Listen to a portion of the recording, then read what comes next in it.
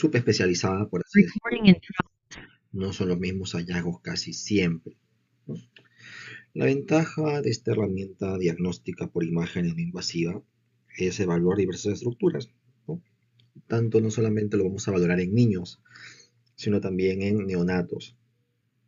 Es preferible usualmente en pediatría, o sea, lo preferimos usualmente en contexto diferente a otro tipo de imágenes, por el hecho de que no tenemos radiación, ¿ok? Y su disponibilidad y capacidad de obtener imágenes siempre son en tiempo real.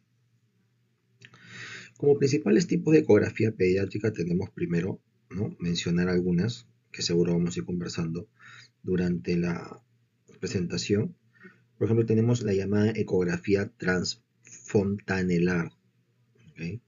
Esto que vamos a tratar o lo vamos a mencionar de repente más adelante, ¿no? Es una evaluación del cerebro en neonatos, ¿ok? ¿Eso a través de dónde? De la fontanela anterior.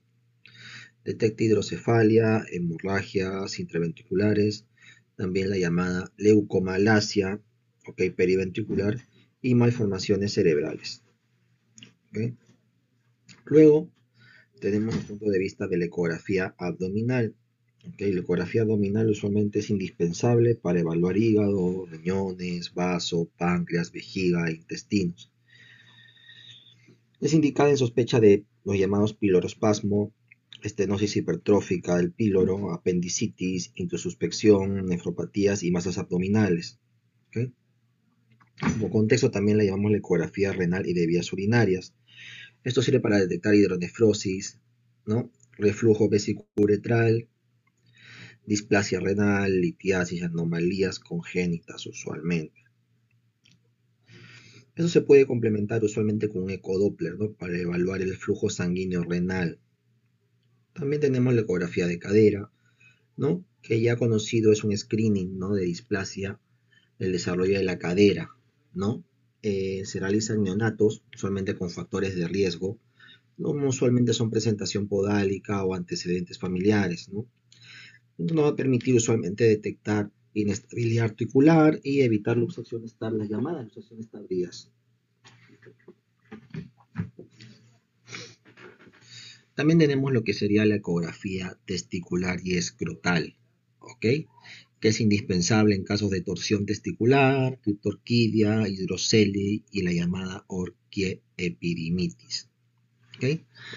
Podríamos también mencionar luego la llamada ecografía pulmonar, ¿okay?, que es una evaluación rápida que nos permite a nosotros valorar neumonía, derrames pleurales, síndrome de dificultad respiratoria neonatal, por ejemplo. Y finalmente vamos a hablar también, o mencionaremos, ¿no?, la llamada ecografía de partes blandas y musculoesqueléticas, que de repente alguna vez lo hemos mencionado en alguna de nuestras exposiciones, ¿ok?, que sirve para evaluar ganglios, abscesos, hematomas, tumores, lesiones musculares y artritis séptica, ¿ok?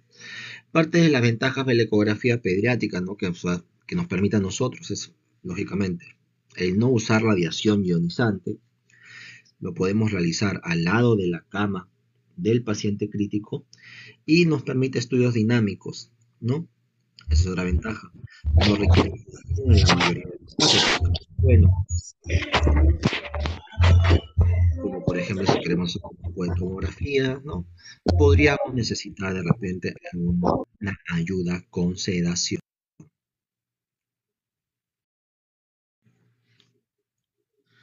Ahí vemos los objetivos, ¿no?, de lo que nos permitiría a nosotros valorar la ecografía pediátrica. Primero, lo más importante, como primeramente mencioné, es la radiación del paciente pediátrico, ¿ok? No lo irradia, el ultrasonido es limpio, por suerte, ¿ok? Entonces, evitamos esto, ¿no? Muy aparte que, como mencioné, es todo desarrollado, ¿no?, en tiempo real, como tal. Lo otro son los tipos de ecografía que les mencioné hace un momento, ¿no? Por ejemplo, la abdominopélvica que les mencioné, la transfontanelar, que también les mencioné, ¿no? El canal vertebral, me parece que sí, no se las mencioné. Torácica, diafragma, cervical, cadera, partes blandas, sí. Pero bueno, si quisiéramos hablar un poquito de la del canal vertebral, ¿no? Pues usualmente lo usamos para evaluar la médula espinal y estructuras circundantes. Especialmente útil ante el cierre completo de los arcos vertebrales, usualmente hasta los 6 meses de edad, ¿ok? Y esto pasa, lo evaluamos más que todo porque tenemos osificaciones progresivas. ¿Sí? Otras indicaciones que las usamos solamente para detectar los disrafismos espinales ocultos, dígase espina bífida, lipomas espinales, senos dérmicos, ¿okay? Fístulas cutáneas congénitas. Otro es la evaluación de anomalías medulares congénitas, ¿no? La llamada médula anclada, ¿no? La llamada diastametomelia, que si yo recuerdo ahorita el nombre, ¿no? Evaluación de trastornos de la marcha con afectación neuromuscular, ver si hay fosas sacras profundas o hemangiomas lumbares, ¿no? Sospecha de hematomas, ¿no? Nos permite, en realidad tenemos, como se dice, muchas características para nosotros poder evaluar con la ecografía de canal vertebral. El hecho, ¿no?, de que nuestro paciente, por así decirlo, todavía en ese instante, en ese momento, aún no termine de desarrollar completamente las capas musculares, ¿no? Un ecógrafo nos permite hacer una buena imagen como tal.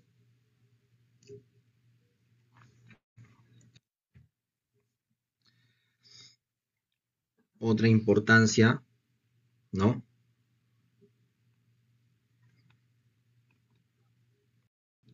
Otro importante es la radiación en el paciente pediátrico, ¿ok?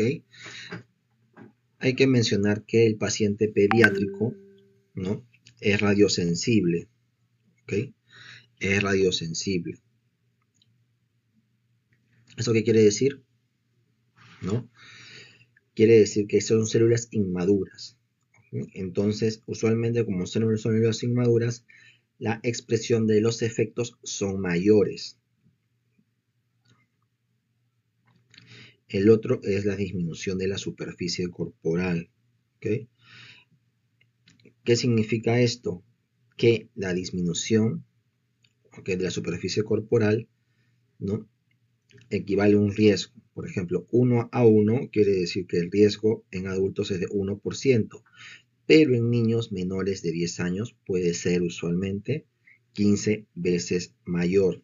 ¿Okay? Entonces es importante porque la superficie corporal en niños, como es menor, influye la mayor absorción de radiación. ¿Okay? Ese hecho condiciona, ¿no?, mayores alteraciones, como les digo, en la radiosensibilidad en células inmaduras y aumento de la expresión de los efectos. Se ha observado, ¿no?, según esto lo que el enunciado, un incremento 800% en el número de tomografías en pacientes pediátricos desde los años 80. Quiere decir que cuando se creó la tomografía, ¿no?, automáticamente empezaron a aparecer, ¿no?, mayores exposiciones a estas o a la superficie corporal de los niños. ¿Okay? Entonces, por eso es importante el mensaje final que se enfatiza, ¿no?, el uso racional, el ALARA, que significa as low as reasonably achievable, que quiere decir el uso racional de la radiación.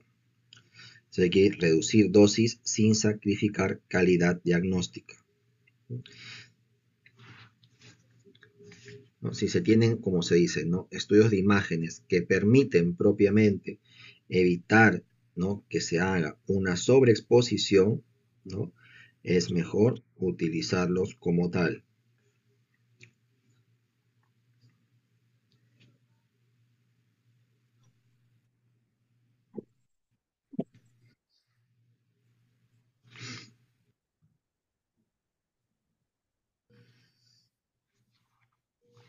Aquí vemos las dosis efectivas en las distintas pruebas de imagen y su número de equivalentes en radiografías de tórax. ¿Okay? Es importante. Por ejemplo, cuando hablamos de extremidades y articulaciones. Primero, dosis efectiva Doctor, característica, disculpe, número equivalente doctor, de disculpe, por radiografía de favor. tórax y periodo equivalente aproximado de radiación natural de fondo. Primero son Doctor, extremidades y doctor, articulaciones, que incluye cadera. Por ejemplo, en doctor, Sí, sí, sí, te escucho. no se está presentando ni está pasando la PPT. No sé qué cosa está pasando.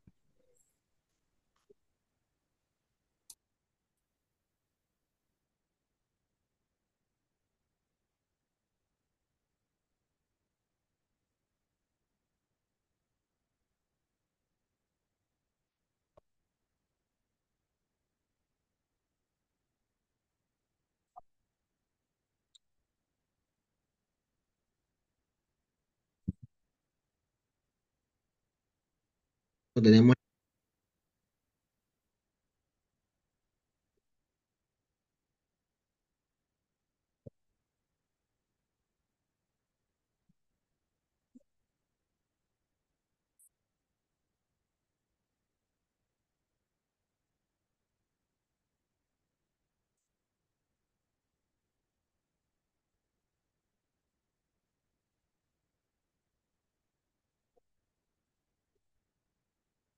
no estuvo pasando desde el inicio. No se había presentado, profesor. Ahora sí, ya por lo menos yo lo veo. No sé si mis compañeros lo verán bien.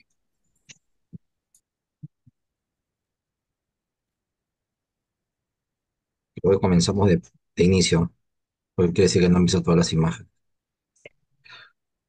Bueno, repetimos nada más. No hay problema.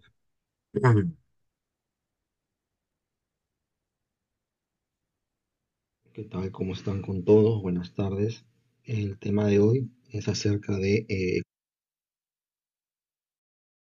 ecografía pediátrica, bueno, más allá del abdomen, ¿no? Es un tema interesante desde el punto de vista que cuando hablamos de ecografía pediátrica es ajustándonos a la anatomía no de un adulto pequeño, ¿no?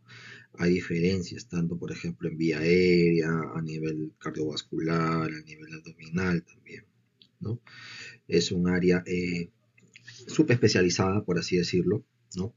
No son los mismos hallazgos casi siempre, ¿no? La ventaja de esta herramienta diagnóstica por imágenes no invasiva es evaluar diversas estructuras, ¿no? Tanto no solamente lo vamos a valorar en niños, sino también en neonatos. Es preferible usualmente en pediatría, o sea, lo preferimos usualmente en contexto diferente a otro tipo de imágenes, por el hecho de que no tenemos radiación, ¿ok? Y su disponibilidad y capacidad de obtener imágenes siempre son en tiempo real.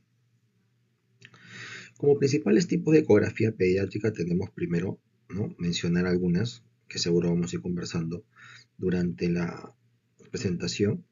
Por ejemplo, tenemos la llamada ecografía transfontanelar. ¿Ok? Esto que vamos a tratar o lo vamos a mencionar de repente más adelante, ¿no? Es una evaluación del cerebro en neonatos. ¿Ok? ¿Eso a través de dónde? De la fontanela anterior. Detecta hidrocefalia, hemorragias intraventriculares, también la llamada leucomalacia, ¿ok?, periventricular, y malformaciones cerebrales. ¿Ok? Luego tenemos el punto de vista de la ecografía abdominal. ¿Ok? La ecografía abdominal usualmente es indispensable para evaluar hígado, riñones, vaso, páncreas, vejiga e intestinos. Es indicada en sospecha de los llamados pilorospasmo, estenosis hipertrófica del píloro, apendicitis, introsuspección, nefropatías y masas abdominales. ¿Ok? Como contexto también la llamamos la ecografía renal y de vías urinarias. Esto sirve para detectar hidronefrosis, ¿no?, reflujo vesicuretral, displasia renal, litiasis, anomalías congénitas usualmente. Eso se puede complementar usualmente con un ecodoppler, ¿no?, para evaluar el flujo sanguíneo renal. También tenemos la ecografía de cadera, ¿no?, que ya conocido es un screening, ¿no?, de displasia el desarrollo de la cadera, ¿no? Se realiza en neonatos, usualmente con factores de riesgo, ¿no? Usualmente son presentación podálica o antecedentes familiares, ¿no? No va a permitir usualmente detectar inestabilidad articular y evitar luxaciones tardías, las llamadas luxaciones tardías. También tenemos lo que sería la ecografía testicular y escrotal, ¿ok? Que es indispensable en casos de torsión testicular, criptorquidia, hidrocele y la llamada orquiepididimitis, ¿ok? Podríamos también mencionar luego la llamada ecografía pulmonar, ¿okay? Que es una evaluación rápida que nos permite a nosotros valorar neumonía, derrames pleurales, síndrome de dificultad respiratoria neonatal, por ejemplo. Y finalmente vamos a hablar también, o mencionaremos, ¿no? La llamada ecografía de partes blandas y musculoesqueléticas, que de repente alguna vez lo hemos mencionado en alguna de nuestras exposiciones, ¿ok? Que sirve para evaluar ganglios, abscesos, hematomas, tumores, lesiones musculares y artritis séptica, ¿ok? Parte de las ventajas de la ecografía pediátrica, ¿no? Que nos permite a nosotros es, lógicamente, el no usar radiación ionizante. Lo podemos realizar al lado de la cama del paciente crítico y nos permite estudios dinámicos, ¿no? Esa es otra ventaja. No requiere sedación en la mayoría de los casos, eso también es bueno, ¿no? Como por ejemplo si queremos hacer algún tipo de tomografía, ¿no? Podríamos necesitar de repente alguna ayuda con sedación.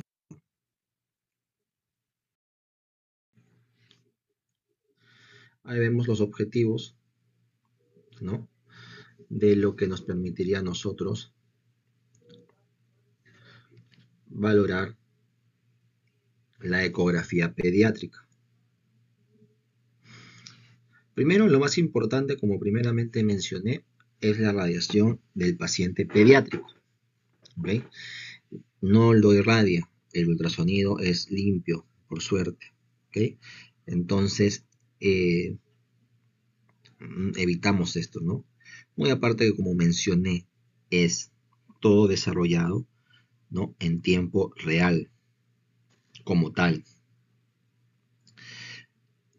Lo otro son los tipos de ecografía que les mencioné hace un momento, ¿no? Por ejemplo, la abdominopélvica que les mencioné, la transfontanelar que también les mencioné, ¿no? El canal vertebral me parece que sí, no se las mencioné. Torácica, diafragma, cervical, cadera, partes blandas, sí. Pero bueno, si quisiéramos hablar un poquito de la del canal vertebral, ¿no? Pues usualmente lo usamos para evaluar la médula espinal y estructuras circundantes. Especialmente útil ante el cierre completo de los arcos vertebrales, usualmente hasta los 6 meses de edad, ¿ok? Y esto pasa, lo evaluamos más que todo porque tenemos osificaciones progresivas. ¿Sí?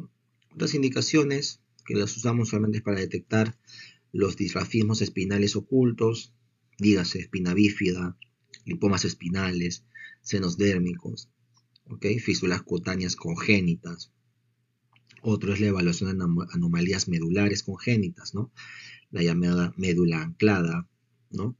La llamada diastametomielia, que si yo recuerdo ahorita el nombre, ¿no? Evaluación de trastornos de la marcha con afectación neuromuscular, ver si hay fosas sacras profundas o hemangiomas lumbares, ¿no? Sospecha de hematomas, ¿no? Nos permite, en realidad tenemos, como se dice, muchas características para nosotros poder evaluar con la ecografía de canal vertebral. El hecho, ¿no? De que nuestro paciente, por así decirlo, todavía en ese instante, en ese momento, aún no termine de desarrollar completamente las capas musculares, ¿no? Un ecógrafo nos permite hacer una buena imagen como tal.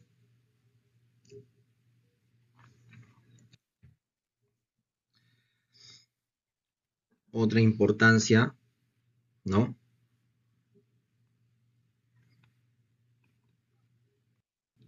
Otro importante es la radiación en el paciente pediátrico, ¿ok?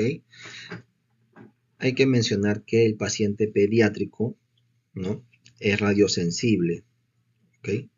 Es radiosensible. ¿Eso qué quiere decir? ¿No? quiere decir que son células inmaduras. Entonces, usualmente como son células inmaduras, la expresión de los efectos son mayores. El otro es la disminución de la superficie corporal. ¿Okay? ¿Qué significa esto? Que la disminución, ¿okay?, de la superficie corporal, ¿no?, equivale a un riesgo. Por ejemplo, 1:1 quiere decir que el riesgo en adultos es de 1%, pero en niños menores de 10 años puede ser usualmente 15 veces mayor. ¿Okay? Entonces es importante porque la superficie corporal en niños, como es menor, influye la mayor absorción de radiación.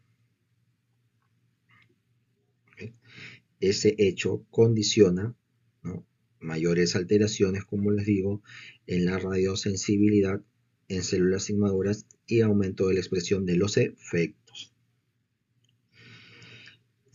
Se ha observado, ¿no?, según esto lo que he enunciado, un incremento 800% en el número de tomografías en pacientes pediátricos desde los años 80.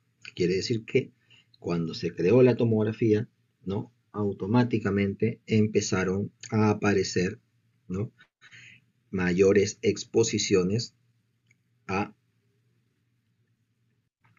estas o a la superficie corporal de los niños. ¿Okay? Entonces, por eso es importante el mensaje final que se enfatiza, ¿no?, el uso racional, el ALARA, que significa as low as reasonably achievable, que quiere decir el uso racional de la radiación. Se hay que reducir dosis sin sacrificar calidad diagnóstica. ¿No? Si se tienen, como se dice, ¿no?, estudios de imágenes que permiten propiamente evitar, ¿no?, que se haga una sobreexposición, ¿no?, es mejor utilizarlos como tal.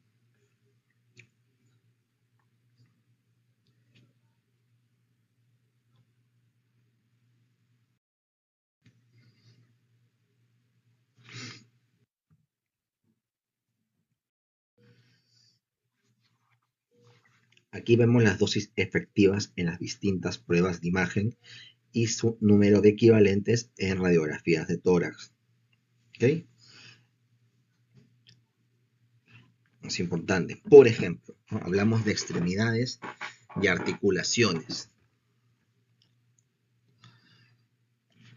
Primero, dosis efectiva característica, número equivalente de radiografía de tórax y periodo equivalente aproximado de radiación natural de fondo.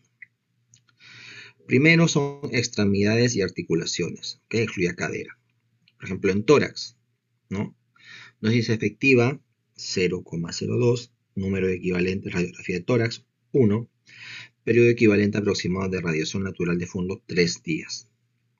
O sea, son solamente procedimientos simples. Cráneo 0,07, ¿no?, 3, equivalente a 3,5, periodo equivalente aproximado de radiación 11 días, ¿no? Pelvis 0,7, número equivalente a radiografía de tórax 35, periodo equivalente aproximado de radiación natural de fondo 4 meses, ¿no? Pero supongamos que nos vamos a tomografías, tomografía de cabeza directamente, 1 año, equivalente a 115 radiografías. De tórax equivale a 8, número equivalente de radiografías de tórax 400. Tomografía de abdomen y pelvis, dosis efectiva característica 10, número equivalente de radiografía de tórax 500, equivale a 4,5 años de radiación. Y tomografía de abdomen y pelvis 14, con un número equivalente de radiografía de tórax de 5,8. ¿Ven? Las diferencias son abismales, ¿no?, desde el punto de vista de la diferencia. Es abismal, como se dice, ¿no?, una radiografía en contexto y en comparación que una tomografía como tal. Hay bastante diferencia, ¿no?, bastante diferencia. Luego tenemos la radiación en el paciente pediátrico. O sea, ¿qué tenemos que nosotros valorar para nosotros decir, realmente se merece el paciente no hacer un estudio como tal, ¿no? Y ahora y irradiarlo como tal también, porque como les menciono, no es fácil irradiar a un paciente así. Entonces, lo más importante primero es la justificación. ¿Para qué? ¿Para qué hago el estudio? ¿Hay otro estudio menor, con menor radiación que me pueda servir? No lo hay. Y en caso no lo haya, que realizarlo, ¿no? Realizar el estudio como es netamente si es estricto. ¿Ok? Optimización. ¿Qué significa? Lo que les mencioné, el ALARA, ¿no? El as low as reasonable achievable. ¿Ok? Quiere decir que asegurando la menor dosis posible sin comprometer la calidad diagnóstica. Luego, personal entrenado, ¿no? Es la capacitación del equipo médico propiamente dicho y el técnico, ¿no? Que es fundamental para una correcta indicación y realización de estudios con la menor dosis posible. Luego tenemos y existen los llamados protocolos pediátricos, ¿no? Que son uso de parámetros específicos para niños y ajustando la dosis según edad, peso y el área de estudio. ¿Okay? ¿Para qué es esto? Primero, centrar el área de interés, ¿okay? Que vamos a disminuir las dosis absorbidas en un 30 a 50%, evitando irradiar tejidos no involucrados en la patología en estudio. Lo otro importante es la radioprotección. ¿Okay? ¿Qué son las radioprotección? En este caso, usamos por ejemplo las bandas plomadas para proteger órganos sensibles como la tiroides. La sujeción mecánica para evitar repeticiones de estudios, usualmente por los movimientos que puede tener el paciente. Y nosotros es importante siempre el ajuste de dosis según tamaño y edad del paciente. Entonces, para esto, ¿no? En caso de niños, tendríamos que decir que hay que ver el uso de pruebas alternativas antes de tratar de someterlo a una gran radiación. ¿Sí? Para eso tenemos la ecografía, que estamos hablando hoy día, porque no tiene radiación ionizante, o la resonancia magnética. En conclusión, el enfoque pediatría usualmente que le damos a esto, ¿no? Debería ser minimizar la exposición sin perder la calidad diagnóstica, utilizando siempre herramientas de radioprotección y siempre prefiriendo estudios sin radiación en cuanto sea visible. ¿Okay?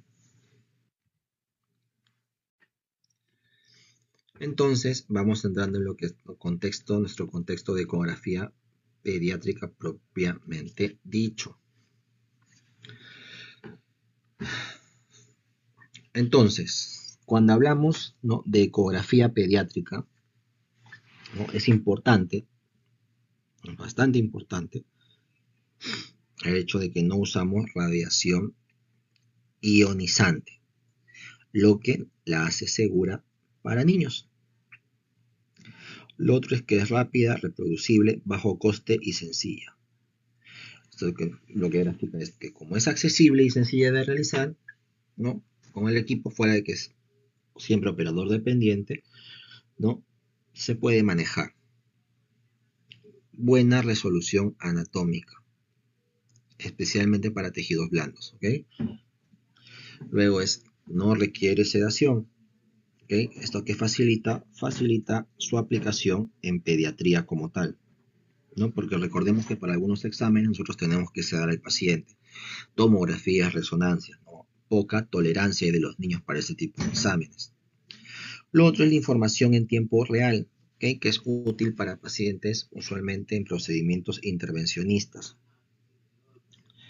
Lo otro es portátil, ¿okay?, que puede usarse en la cabecera del paciente o al pie de cama, ¿no? Y no implica la sedación como tal. Ahora, parte de las contras, ¿no?, como les acabo de mencionar. Uno es que este es operador dependiente. ¿Okay? La calidad del estudio depende de la experiencia del ecografista. Lo otro son limitaciones anatómicas, ya que estructuras óseas como gas intestinal o un índice de masa corporal elevado podrían afectar la calidad de las imágenes. Depende de hueso, aire y índice de masa corporal podría determinar la calidad de nuestro estudio. Sabemos que vemos un niño con un perrito, quiere decir que la ecografía pediátrica, ¿no?, es netamente sensible, ¿ok? Y usualmente es bastante amigable con el paciente pediátrico, por la mayoría de cosas que les he expuesto hace un momento, ¿no? Esto permite usualmente al paciente pediátrico, ¿no?, tener una buena tolerancia a estos exámenes. Entonces hablamos un poco ahora de la ecografía de canal vertebral. ¿Okay? La ecografía de canal vertebral. ¿En qué consiste la ecografía de canal vertebral? Ya les mencioné más o menos para qué tipo, ¿no? Es un pequeño resumen de que para cuándo lo usamos. Para ver ciertas patologías, ¿no? Espina bífida, etc., ¿no? Es una buena forma de diagnóstico. Primero, la técnica. ¿Qué utilizamos? Utilizamos un transductor lineal de alta frecuencia, que eso equivale a ¿cuánto? A 7 de 15 MHz. ¿Okay? ¿Qué hacemos nosotros? Vamos a colocar al neonato en decúbito prono, preferiblemente con las piernas flexionadas, para separar las láminas vertebrales. ¿Okay? Vamos a explorar desde el nivel cervical hasta el sacro en cortes longitudinales y transversales. ¿Qué vamos a tratar nosotros de ver en eso? Vamos a tratar de buscar la médula espinal, el cono medular y el filum terminale o raíces nerviosas. ¿Eh? ¿Cuándo lo vamos a usar?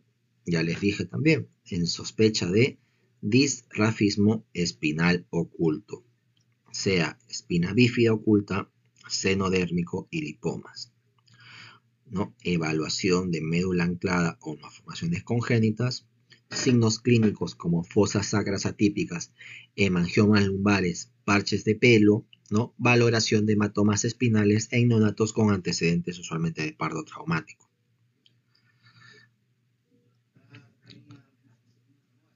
Que vamos a ver también la anatomía ecográfica, ¿ok? Primero la identificación de estructuras óseas, como las láminas vertebrales, médula espinal, líquido cefalorraquídeo y raíces nerviosas. La localización usual es la del cono medular, ¿no? Y normalmente debe estar por encima de la L2. Variantes anatómicas que podemos tener es que el filum terminali engrosado, que son más de 2 milímetros, puede estar asociado solamente a posible médula anclada. Y quistes aracnoideos o dilataciones del espacio subaracnoideo también. Luego también tenemos el contexto embriológico, ¿okay? Donde hay el desarrollo de la médula espinal, ¿no? Y el tubo neural. Ahí viene usualmente el disrafismo espinal. Y usualmente la patología o correlación, ¿no? Médula anclada, usualmente requiere resonancia para confirmar, ¿okay? Igual que los lipomas intradurales, ¿no? Y quistes aracnoideos o lesiones oculares. O sea, quiere decir de que necesitamos un examen confirmatorio para nosotros poder estar tranquilos con lo que hemos estado avanzando.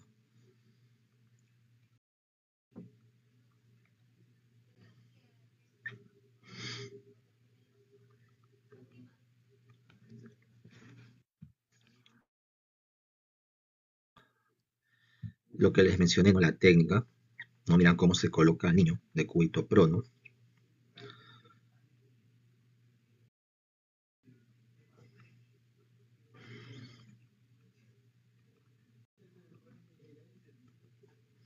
Ven el transductor también, ¿no? Lo que les mencioné, el transductor usualmente es de 7 a 12, 7 a 15 MHz, como tal, ¿no? Ahí está el paciente en decúbito pronolateral.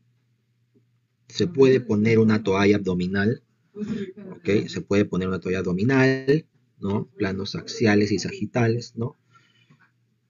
Hay que dar confort, ¿no? Para hacer el estudio. Idealmente parte de ese confort para hacer el estudio es que el niño haya comido, ¿no?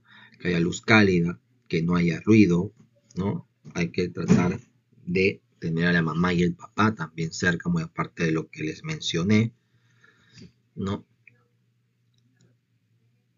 Gelimanos, madre y padre. Entonces, ese es el motivo.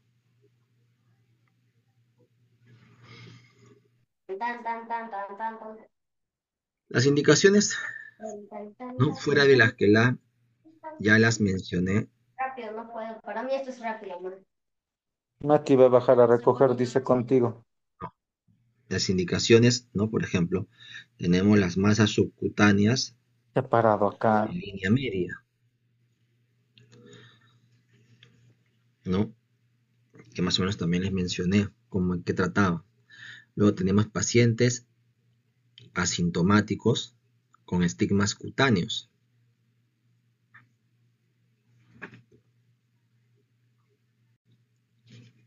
Luego tenemos los disrafismos, de lo que hace un momento, ¿no? Les he hablado, ¿no?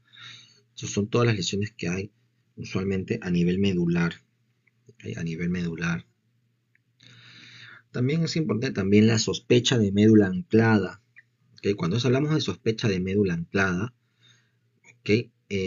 Usualmente es una evaluación postquirúrgica, ya se usa usualmente para evaluar dónde está el cono medular y la movilidad de la médula tras la cirugía correctiva. También podemos hacer una evaluación del daño medular por parto, ¿no? Trauma o infección. Usualmente, ¿qué va a haber? Nos va a servir para hacer detección de hematomas espinales, ¿no? Abscesos epidurales o lesiones traumáticas en neonatos. Otro punto importante va a ser la hemorragia intracraneal. ¿Okay? ¿Por qué? Porque como recordemos que las fontanelas y el tejido óseo no es tan grueso, ¿no? Sobre todo, más que todo por las fontanelas, nos vamos a permitir a nosotros a detectar extensión de hemorragias hacia el canal vertebral usualmente, ¿no? En neonatos prematuros usual. Otro método, ¿no? Que nos permite evaluar al paciente es la evaluación pre y post punción lumbar, ¿no? Primero para identificar la mejor zona de punción lumbar, evitando alteraciones anatómicas, y se puede también usar post procedimiento para evaluar complicaciones como los hematomas epidurales. ¿Okay? Los hematomas epidurales.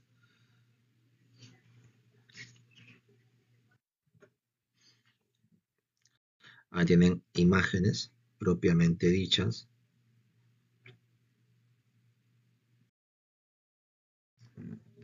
¿No? Masas en línea media, hemangiomas, ahí están también los llamados hoyuelos en línea media, el mechón de pelo, también está ahí la fosita dérmica que ustedes ven, hay también el entendimiento, ¿no? Los llamados hoyuelos bajo riesgo, ¿no? De diámetro menos de 5 milímetros, ¿no? Y a 2, más o menos mayor a 2 centímetros de lano. Y el hoyuelo de alto riesgo, mayor de 5 milímetros y mayor de 2.5 centímetros del ano, ¿no? Es como una forma de clasificar, se podría decir. Luego tenemos, ¿no? La anatomía, ¿no? Esa anatomía que nos permite a nosotros identificar espacio subaranoideo, ¿no? Meninges, médula espinal, ¿no? En el canal ependimario, cono medular, el filum terminale, la cola de caballo y raíces nerviosas y los llamados elementos óseos propiamente dichos. Entonces, importante todo esto que les estoy mencionando, ¿no? Espacio subaranoideo, meninges, médula espinal, esto incluye el canal ependimario, cono medular, filum terminale, cola de caballo, raíces nerviosas y elementos óseos. Luego tenemos las meninges, ¿no? Las meninges, ¿no? Dentro de la evaluación como tal, no tenemos que diferenciarlas. Vemos por ahí un espacio ecogénico, ¿no? Que son las meninges, vendría a corresponder a la dura madre, ¿ok? ¿ok? Luego tenemos un contexto hipoecogénico, ¿no? O un espacio, ¿no? Llamado el espacio subaranoideo. Luego encontramos otro medio ecogénico, ¿no? Donde podríamos mencionar que son las meninges, en este caso la aracnoides y la pía madre. Entonces, recordando, ¿no? Anatómicamente, que eso sí no varía del niño al adulto, hablamos de dura madre, ¿no? Hablamos de aracnoides y hablamos de pía madre. ¿Qué encontraríamos? Primero un espacio ecogénico, ¿no? Meninges, dura madre, hipoecogénico en el espacio subaranoideo, ¿no? Y ecogénico con meninges, aracnoides y pía madre como tal. Tenemos un espacio ecogénico, ¿no? Meninges, dura madre, hipoecogénico, el espacio subaranoideo, y ecogénico, meninges, aracnoides, pía madre como tal. Entonces, esa sería la imagen, ¿no? Que siempre yo les digo, ¿no? Que idealmente tienen que memorizar, porque dentro de todo es parte de la memoria fotográfica que ustedes van a poder observar para poder encontrar, ¿no? Los patrones propiamente dichos que les he mencionado. Nuevamente, ¿no? Recordemos que en la médula espinal como tal, así como les he mencionado, vimos la imagen previa, ¿no? Siempre se va a encontrar, ¿no? Esa conformación, ¿ok? Tanto estos lugares ecogénicos e hipoecogénicos. A partir de esto es que nosotros vamos a poder, ¿no? Diferenciar y poder tener una mayor idea de de lo que queremos usualmente, ¿no? Buscar, ¿no? Recordemos que tenemos que buscar ese espacio, ¿no? Subaranoideo para ver si hay algún tipo de lesión, sangrado, etcétera. Entonces, va a depender muchas veces, ¿no? Del análisis de estudio como tal. O sea, ¿qué vamos a hacer? ¿Qué estudio estamos buscando para nosotros poder determinar qué imagen estamos buscando y además de eso, cómo complementarla? ¿Okay? Sobre todo, cómo complementarla.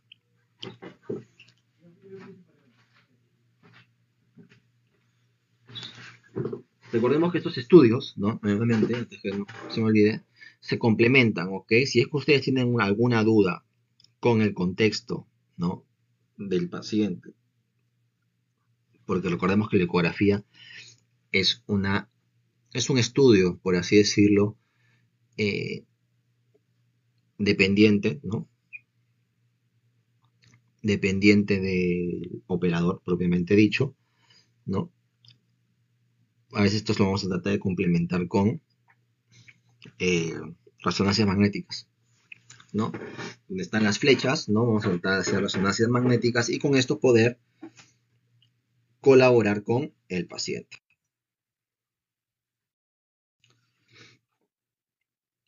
Ahí está lo que vendría a ser la localización ecográfica del llamado cono medular.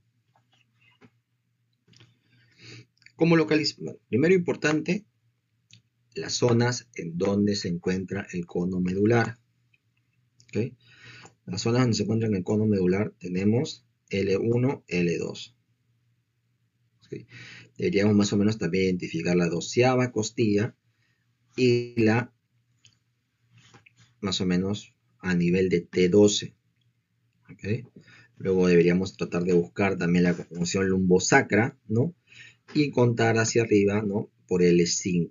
Entonces, por tal motivo, hacia abajo, entonces tal motivo, usualmente la posición del cono no debería estar, ¿no? Más por debajo de L3, ¿ok?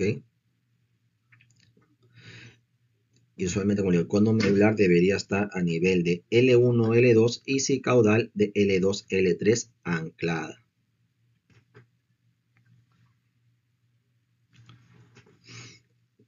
¿No? Entonces, ¿cómo localizarlo? Ustedes saben que usualmente debe estar a nivel de L1, L2 y si caudal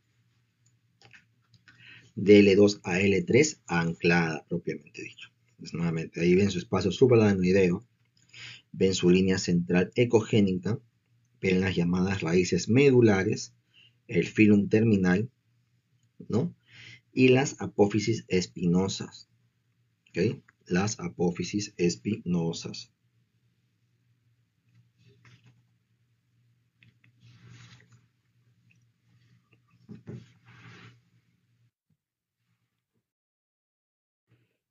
Luego tenemos el llamado filum terminale.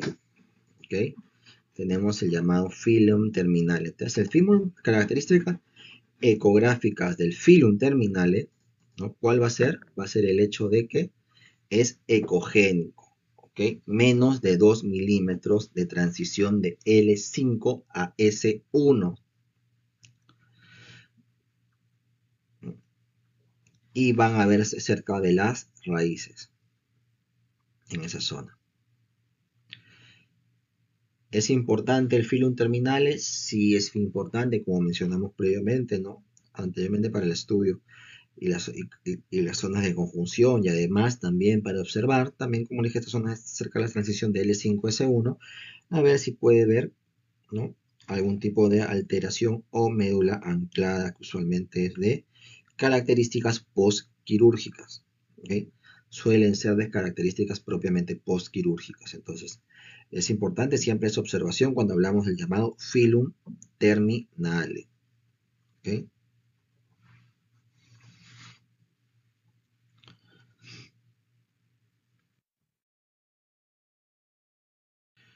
Aquí tenemos propiamente también la cauda equina, o la llamada cola de caballo, como le dicen ustedes. O bueno, le dicen todo el mundo, en realidad no solamente ustedes, ¿no? Así nos han enseñado muchas veces en la práctica clínica, ¿no? Cuando hemos sido estudiantes de medicina. ¿Okay? Entonces tenemos la llamada cauda equina. ¿Qué característica tiene la cauda equina? El hecho de la aparición de las llamadas raíces medulares. ¿Okay? Ahí tenemos diferentes tipos de cortes, como que eran longitudinales y transversales en la imagen. ¿Okay?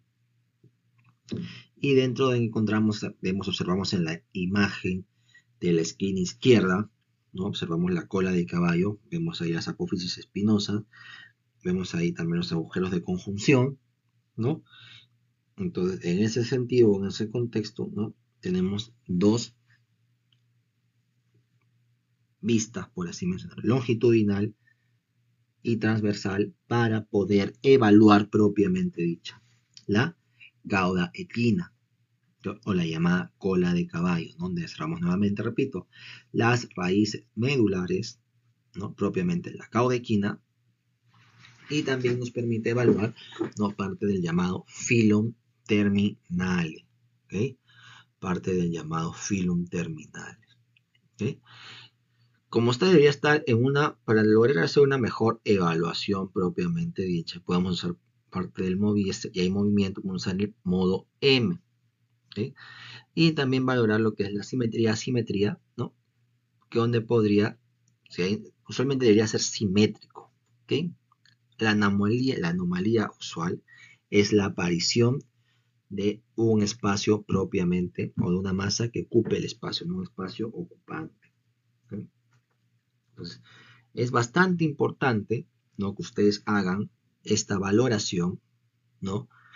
De la cauda equina. Primero con los cortes adecuados, longitudinal y transversal, ¿no? Que ya más o menos les he mencionado hace un momento cómo se realizan. En modo M, ¿ok? Y simetrías, y observar la simetría. Usualmente esto debería ser simétrico en todo contexto. Si existe algún tipo de asimetría, ¿no? Vamos a recordar que se trata o se trataría de una masa ocupante de espacio. Como está en movimiento, ustedes que hacen ahí pueden observar su modo M.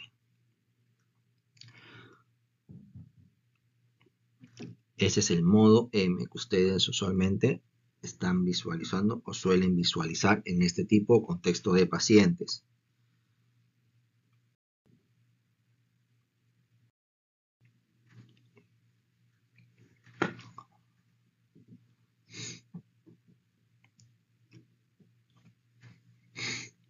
Observen, ¿no?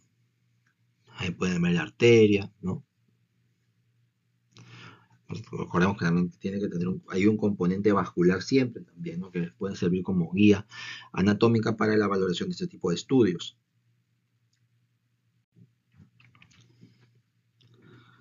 Entonces, en ese contexto, ¿no?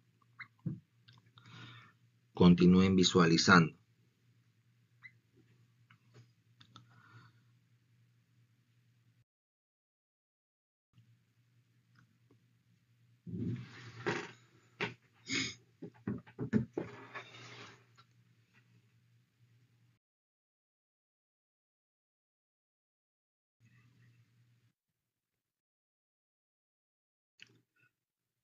Luego, ¿no? Es importante que ustedes hagan el análisis de los llamados o el llamados elementos óseos. ¿Okay? Y fue más o menos lo que les acabo de mencionar, donde tenemos dos tipos de cortes para poder hacer el estudio, sea longitudinal o sea transversal. Y por ejemplo, en este caso que encontramos elementos óseos como el llamado arco posterior del plano transverso. Luego tenemos los llamados cuerpos vertebrales, donde encontramos una alineación y una forma usualmente de características simétricas. ¿Ok? Características simétricas de estas zonas óseas. Entonces recordemos, para el estudio de los elementos óseos, nosotros que tenemos que encontrar el arco posterior, que lo vamos a observar usualmente en un plano transverso, y asimismo también encontraremos los cuerpos vertebrales, ¿no? Que usualmente, como se ven aquí, ¿no? Pueden observar en esta imagen de acá, ¿no? Cuerpos vertebrales. Aquí también vemos la alineación y forma simétrica de cada uno, según corte tanto longitudinal como transversal, ¿no? Con sus espacios. Recordemos que todo lo que da sombra acústica, que es esto de aquí que ven aquí, son los cuerpos vertebrales o las apófisis espinosas. ¿Por qué? Dirán, porque recordemos que cuando se presenta ecográficamente o las ondas del licógrafo impactan en una superficie, ¿no? Bastante dura, por así digamos, si un hueso, se va a generar ecos, no va a pasar propiamente las ondas, no van a poder penetrar las ondas, y lo que vamos a conseguir es la aparición de estas zonas oscuras. ¿Okay? Entonces, importante, como le digo, mencionar los elementos óseos, ¿no? Primero, ubicación del arco posterior dentro de su plano transverso y ver los cuerpos vertebrales, tanto alineación, forma y simetría. ¿Ok? Ese es el análisis mayor. Alineación, forma y simetría como tal.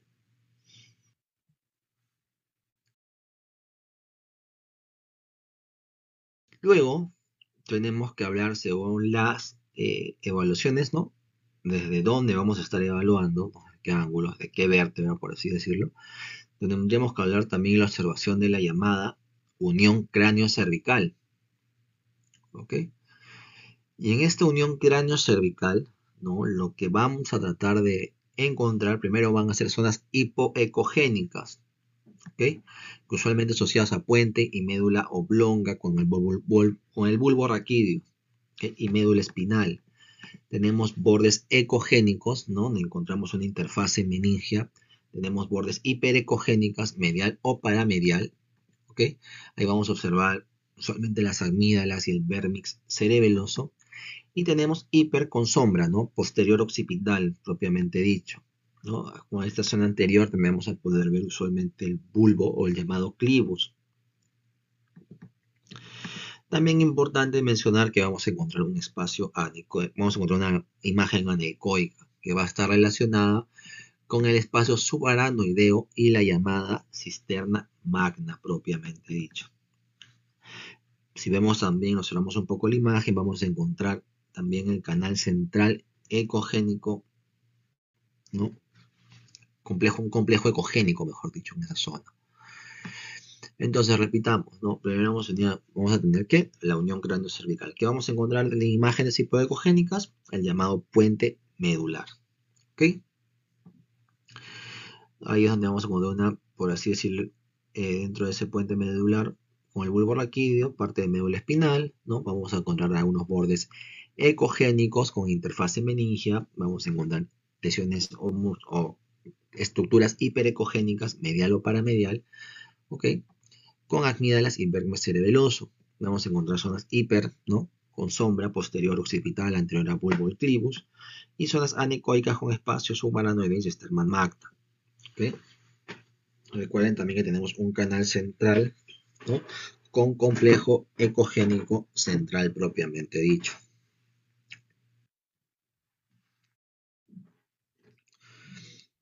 Muy importante también son las uniones que vamos a encontrar, ¿no? Por ejemplo, el ligamento dentado. ¿No? El ligamento dentado como tal vamos a encontrar duplicaciones transversales del aracnoides y la pía madre. ¿Okay? Si ustedes preguntamos si observamos este ligamento importante que vemos como parte de las uniones, ¿no? En esta zona es el ligamento dentado. ¿Qué características luego tiene el ligamento dentado? Usualmente son duplicaciones transversales del aracnoides y pía madre. ¿Okay? Usualmente esto va de dónde? Desde C1 a L1 y se fijan a la dura madre y esto que permite netamente fijar la médula. ¿Ok? Fijamos con esto la médula, ¿no? Parte del ligamento, entonces el ligamento dentado, ¿no? Vemos cómo se mete por ahí, ¿no? Vemos que son duplicaciones nuevamente transversales del aracnoides y la pía madre. Usualmente lo vamos a observar desde C1 a L1 y estos van a fijar la dura madre. ¿Ok? Entonces, en contexto, ¿qué va a hacer? Va a fijar la médula como tal.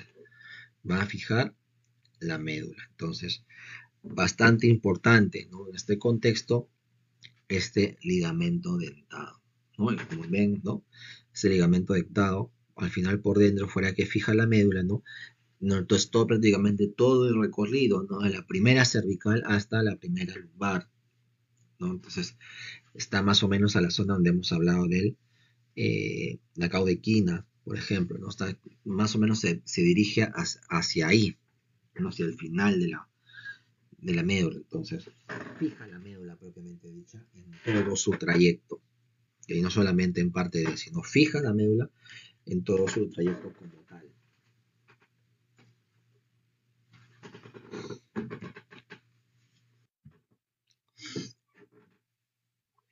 Ahí ven la imagen, o ven las imágenes, ¿no? Que ya más o menos hemos descrito, ¿no? En las imágenes, pero o sea, ya propiamente en ecografía, ¿no?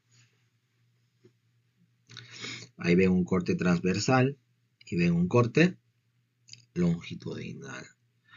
Transversal las zonas de aquí abajo, longitudinal arriba, ¿no? Como verán ustedes acá prácticamente que está terminando. Acá que encontramos, ¿cómo se llamaba esto de aquí? El filum terminal, ¿no? Los filamentos terminales. Aquí nos observan los filamentos terminales, ¿no? Aquí sí, miren qué zona es. Prácticamente el final de la columna de la médula, ¿no? Mientras que aquí no se ve toda la médula claramente, se ve bien simétrico acá. Acá da la impresión de que hay algo que se está acabando. Que se está acabando. ¿Qué es eso que se está acabando? ¿No? La parte de la médula como tal. ¿Ok? Es importante eso. Eso podría ser otra cosa. Simetría, ¿no? Y aquí se ve que ocupa el espacio, solamente es la parte de los filamentos terminales. Ustedes se guían cómo se están guiando tanto del corte que se produce a nivel transversal y a nivel longitudinal. Esto de aquí puede estar a nivel de una T, ¿no?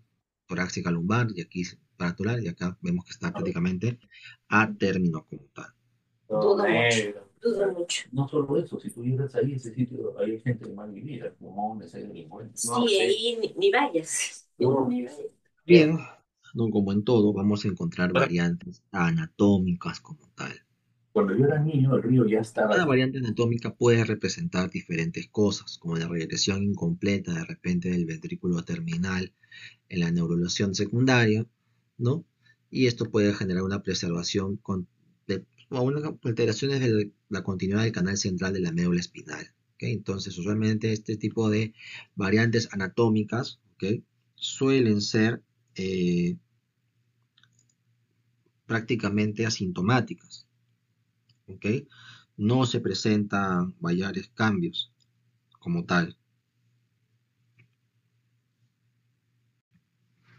Y bueno, entonces, si hablamos de dilatación transitoria del canal central, puede observarse como una leve dilatación del canal, bueno, a nivel de la médula espinal, y no tiene usualmente una repercusión clínica como tal.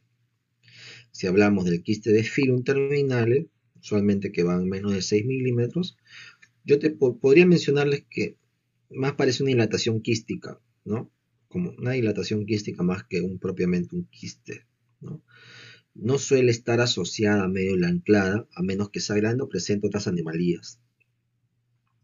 Cuando hablamos del llamado ventrículos terminales, ¿okay? Usualmente asocian o representan la persistencia del ventrículo terminal, ¿okay? Una estructura usualmente embrionaria en el extremo distal de la médula espinal que generalmente es asintomática y no tiene mayor relevancia clínica. Cuando hablamos del pseudoseno, ¿okay? Puede confundirse con un seno dérmico patológico, pero no comunica con estructuras internas, la morfología y aspecto del coxis usualmente son variaciones normales de la curvatura del coxis, y la llamada pseudobasa usualmente va al agrupamiento de las raíces, ¿okay? O sea, raíces nerviosas y artefactos que pueden hacernos parecer a una masa, pero no tienen relevancia propiamente patológica como tal, ¿okay? Ahí ven las imágenes,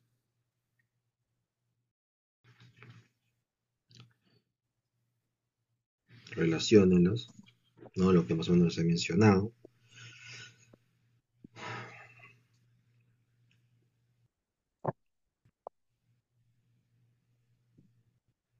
Se ve claramente, creo, ¿no? La primera imagen, ¿no? Lo que ustedes observan es una vista longitudinal, la primera imagen izquierda, una vista longitudinal, ¿no? Del canal vertebral. Se ven las estructuras hiperecoicas, que son usualmente las láminas vertebrales, y aras anecoicas e hipoecoicas, ¿no? Que corresponden al líquido cefalorraquídeo con el ventrículos terminalis. En la 2, lo que ustedes encuentran ahí son las variantes anatómicas comunes, ¿ok? Dilatación transitoria del canal central, el quiste de filum terminale, ¿ok? Y la pseudomasa, ¿no? Entonces, en general, en las últimas dos imágenes, ¿no? Entonces, como parte de importancia clínica, ¿no? Ya les expliqué, no suelen ser benignos, no tienen repercusión clínica como tal, y si se sospecha de médula anclada, no anomalías estructurales, lo mejor sería a veces hacer una resonancia magnética, ¿no? Complementar el estudio como tal, para poder valorar.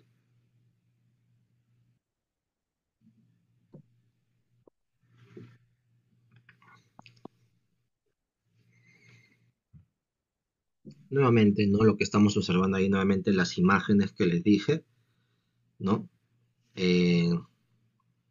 Como les dije, son imágenes que usualmente tienen características benignas, ¿no? Efectos de pseudomasa, por ejemplo, no lo que observan ahí.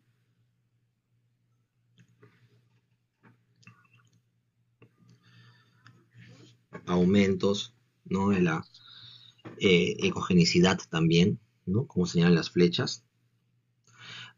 Ahí lo que les menciona cortes transversales y cortes longitudinales o cortes asociados a la ecografía y cortes que se pueden ver prácticamente en la resonancia magnética, ¿no? Entonces, son comparativos de ecografía y resonancia magnética como tal. De lo que ustedes, disculpen, podrían encontrar en una ecografía, no es lo que podrían encontrar ustedes en una resonancia. ¿Okay? Entonces, por ejemplo, la imagen, si vamos a describir propiamente la imagen superior izquierda, ¿no? Estructuras usualmente hipoecoicas, ¿no? Anecoicas, alineadas, posiblemente los quistes de filum terminale, ¿no? En la imagen del lado derecho, ¿no? Es una resonancia magnética, ¿no? Y es una estructura anómala, ¿okay? Que observamos ahí, ¿no? Una especie de masa. La imagen inferior izquierda, la que ven aquí, ¿no? Es un corte axial, como vemos, ¿no? Y vemos un quiste aracnoideo, o podría también parecer una dilatación del ventrículo terminalis. Y la imagen que ustedes observan acá, en la imagen inferior derecha, usualmente es una pseudomasa, como aparenta acá, ¿no? O médula desplazada, ¿no? Podrían estar. Entonces, en otras palabras, en estas cuatro imágenes, lo que podemos tener son cuatro diagnósticos diferenciales, en los que encontramos el quiste del filum terminale, ¿no? Que es un hallazgo benigno si es menor de 6 milímetros, la médula anclada, ¿no? Que es una posición baja del cono medular, ¿ok? El ventriculus terminalis, ¿no? Que persistencia embrionaria sin implicancias clínicas, y la pseudomasa o artefactos, ¿no? Que puede deberse al agrupamiento de raíces nerviosas.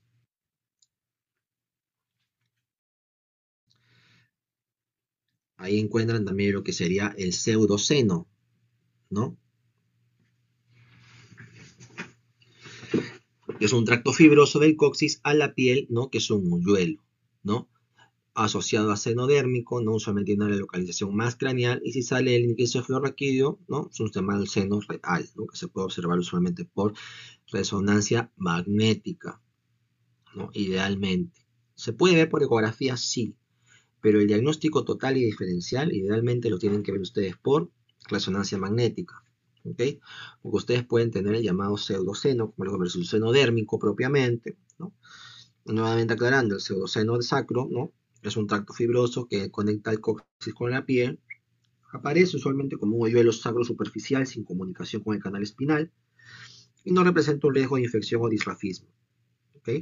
Luego tenemos el seno dérmico verdadero, ¿no? Que se localiza más cranealmente en la línea media lumbosacra. Puede tener un trayecto fistuloso usualmente que se extiende hasta la médula espinal o el espacio subaranoideo. Y en casos complicados podría, como digo, no podría, ¿no? Necesariamente tener salida de líquido cefalorraquídeo. Entonces deberemos hacerlo con ecografía y podemos hacer una ecografía y determinar si hay algún tipo de lesión como tal, ¿no? O simplemente, ¿no? Podríamos hacer una resonancia magnética, ¿no? Y observar. Ahí se observan, ¿no? Lo que previamente les he descrito, ¿no? Todo lo que les he descrito se observa en esa imagen como tal. ¿Okay? Se observa en esa imagen como tal el llamado pseudoceno y el seno dérmico como tal. Entonces, ¿qué observan usualmente? En la imagen izquierda vamos a ver la ecografía longitudinal de una neonata aproximadamente de 2 semanas. ¿Okay? ¿Qué características muestramos ahí en el extremo cartilaginoso, donde están las flechas? ¿Okay? Una angulación dorsal aguda y hay una masa palpable ahí, ¿no? Bajo la piel, ¿no? Entonces, ¿qué podría ser entonces? Probablemente un pseudoceno, ¿no? En la imagen B lo que ustedes ven es otra neonata, ¿no? Ahí lo que observan es el coxis bien rectificado, ¿no? Ya se perdió la curvatura ventral normal. Y la porción cartilaginosa epoicoica se proyecta dorsalmente hacia la piel, causando una protuberancia palpable. ¿Qué podría ser? En este caso, ¿no? Un seno. Entonces, ¿qué podríamos tener acá como diagnósticos diferenciales? Pseudoceno sacro o seno sacro, lipomas o quistes sacros, y podríamos también hablar de una médula anclada. ¿Okay? Ahí también es importante que dentro de esta interpretación que nosotros vamos a hacer en esta imagen ecográfica, ver variantes anatómicas del coxis, ¿no? Y el llamado disrafismo espinal o con seno dérmico. Entonces parece un poco complicado, ¿no? Son varias imágenes, ¿no? Varias imágenes que se asocian, ¿no?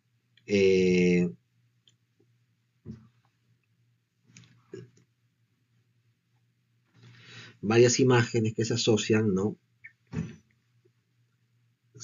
Hay varios diagnósticos diferenciales. Recordemos que la médula espinal no es un estudio que se haga habitualmente. No es que un estudio que nosotros hagamos habitualmente, como le digo, en adultos, no solamente es en pacientes netamente pediátrico, ¿no? Y es un estudio que usualmente se comprueba con resonancia magnética, ¿ok? Se puede llegar más o menos a un acercamiento, a un approach diagnóstico solamente bastante cercano, ¿no? O bastante compatible con algunos contextos o enfermedades. Pero finalmente se necesita, ¿no? Se necesita ampliar el estudio siempre. Entonces tendríamos que hablar también en ese caso, ¿no? Ya de lo que sería la patología del canal vertebral propiamente dicha. ¿Okay? Tendríamos que diferenciar patología del canal vertebral propiamente dicha. Entonces ahí vemos sobre ahí encontramos, estamos ya más o menos enfocándonos en lo que son los disrafismos espinales, ¿ok? Entonces, ¿qué característica podríamos decir de los disrafismos espinales, ¿no? Diríamos primero que en general es una malformación congénita de la columna vertebral y la médula espinal debido a la falta de cierre total o parcial de las estructuras neurales, óseas o mesenquimales de la línea media, ¿ok? Entonces, en este caso deberíamos hablar primero de los tipos de disrafismos, ¿no? Entonces, si dividimos según este flujograma que tratamos de explicar, ¿no? Primero tenemos que hablar de disrafismos abiertos, ¿ok? Se caracterizan primero por defectos visibles de la piel y exposición de tejido neural, ¿no? En este caso que tenemos usualmente el mielomeningocele o la llamada mielosquisis, ¿ok? Luego tendremos que hablar de los llamados disrafismos cerrados, ¿ok? La piel usualmente recubre el defecto, por lo que pueden pasar desapercibidos en el examen, ¿no? El examen físico no lo encontramos usualmente. Y vamos a tener usualmente dos grupos, ¿okay? Con masa subcutánea y sin masa subcutánea. Los que tienen masa subcutánea, ¿no? Esto podríamos incluir, ¿no? A los lipomas espinales, a los lipomeningocele y teratomas espinales. Puede haber una masa palpable en línea media lumbarosacra, ¿ok? Sin masa subcutánea son los más difíciles de detectar, ya que la piel es aparentemente normal, ¿ok? ¿Y qué incluye? Incluye médula nucleada, seno diérmico y diastomelia, ¿ok? Podemos también encontrar alteraciones en las fosas sacras, hemangiomas o mechones de pelo. ¿Cuál es la importancia clínica de todo esto que les estoy mencionando? Es que los llamados disrafismos abiertos, ¿no? Suelen diagnosticarse al nacimiento y requieren cirugía temprana, ¿ok? Requieren cirugía temprana. Los cerrados pueden pasar desapercibidos y diagnosticarse en la infancia o adolescencia, cuando aparecen síntomas neurológicos, ¿ok? Dentro de estos pacientes. Tenemos el disrafismo espinal propiamente dicho, ¿ok? Tendemos ahí el caso del cordón bajo, cordón anclado, diastamatomelia, ¿ok? El meningocele como tal, ¿no? Sacro anterior, el lipoma espinal, y tenemos otras lesiones como masa lumbar cubierta por piel, como les dije, ¿no? Lipomielingocele y el mielocistocele, ¿ok? En lo que son con masa lumbar no cubierta con piel, el mielocele y el meningocele.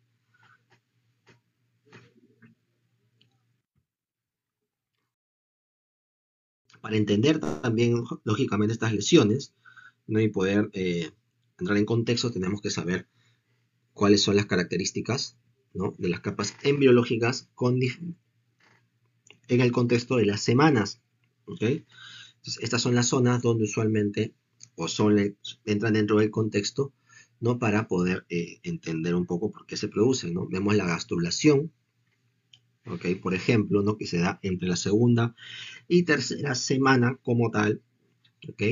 Hay una conversión del disco embrionario bilaminar en trilaminar, ¿ok? Ahí encontramos el ectodermo, mesodermo y endodermo. El ectodermo da origen al sistema nervioso central y se forma una línea primitiva y la llamada notocorda, ¿no? Que induce a la formación de la placa neural. Lo otro sería la llamada neurulación primaria, o sea que va desde tercera y cuarta semana, ¿no? La placa neural se pliega y cierra para formar el llamado tubo neural. Este proceso ocurre, ¿ok? Este proceso ocurre usualmente, ¿no? Como le llaman craneal caudal, ¿no? Y cerrando primero el neuroporo anterior y luego el posterior. Esto que va a dar origen al cerebro, tronco encefálico y médula espinal hasta L2, L3. ¿Okay? En esto, ¿qué puede pasar? Cuando hay errores en esta etapa, ¿no? En la llamada neurulación primaria, ¿qué ocurre? Ocurre usualmente los disrafismos abiertos, ¿okay? Como el meningocele. Luego tenemos la llamada neurulación secundaria, usualmente va asociada a la quinta y sexta semana, ¿okay? Acá que tenemos formación del cono medular y el llamado filum terminale a partir de células mesenquimatosas caudales, ¿okay? Esto que hace, completa la diferenciación de la médula espinal distal, ¿no? Y de los segmentos sacros coccígeos, ¿ok? Vamos a encontrar fallos en esta fase que pueden generar usualmente la llamada médula nucleada o los quístenes del filum terminal, ¿ok?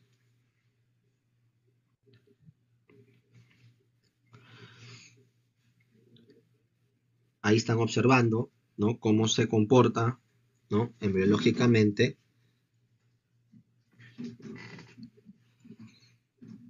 ¿no? Ciertas patologías, ¿no? Y cómo se van completando dichas, ¿no? Continuamos, ¿no? Biología, gastrulación, neurulación primaria, no secundaria, previamente lo he mencionado, ¿no? Vemos la plata notocorda, mesodermo, ectodermo, también lo que previamente les he mencionado. Embriológicamente, ¿no? Observamos todos estos cambios, ¿no? Tenemos entonces la llamada médula anclada, ¿ok? Tenemos la llamada médula anclada, ¿ok? Cuando hablamos de la hablamos de la llamada médula anclada, tenemos que esto engloba múltiples, ¿no? Síntomas que pueden estar relacionados ortopédicos derivados del anclaje anómalo, ¿ok? De esta zona y de las raíces nerviosas como tal, ¿ok? Tenemos en este contexto asociación con múltiples disrafismos cerrados, entre que encontramos el llamado lipoma espinal, filum terminal engrosado y la llamada ¿no? Diastematomielia, ¿ok? Que es usualmente, ¿no? Asociado al síndrome de regresión caudal, ¿ok?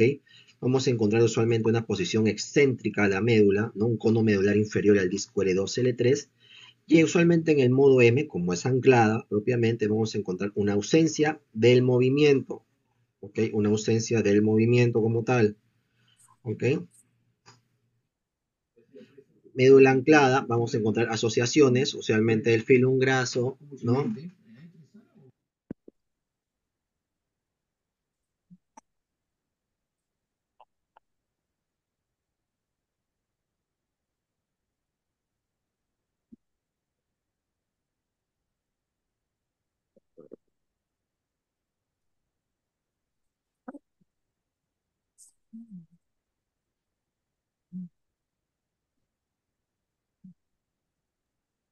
Ahí se observa, ¿no? Nuevamente lo que se refiere a la médula anclada, ¿no?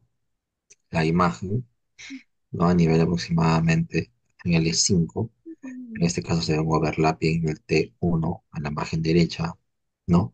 De L4 a S1 como tal, ¿no? Que nos da la indicación de una médula anclada propiamente dicha.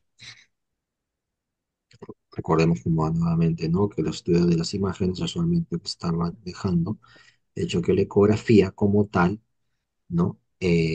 Solamente son parte del estudio diagnóstico, pero se tiene que complementar idealmente con resonancia magnética.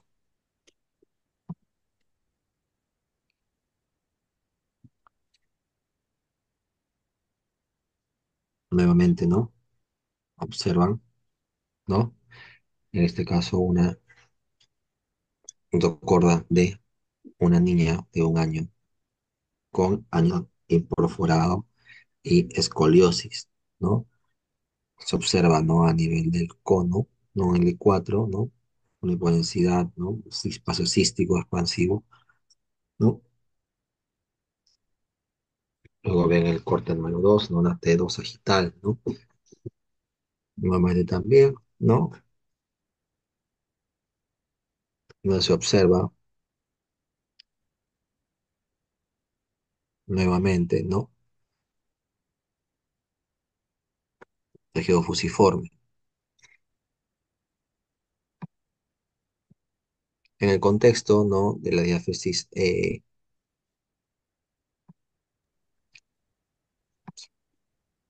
¿no? El diagnóstico es clínico, ¿no? 2 de 1000 recién nacidos.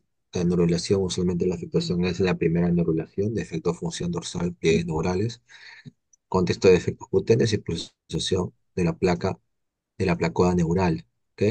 Entonces recuerden que usualmente este tipo de lesiones, ¿no? Se observan entre la primera neurulación.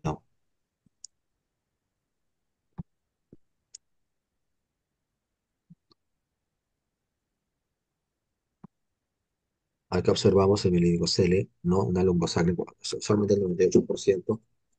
En contexto lumbosacro, el 44% de los medios anclada. Se asocia espina bífida extensa, canal raquídeo ensanchado, ¿no? Un chiari de 2, medio cefalo 80% y un lipoma intradural.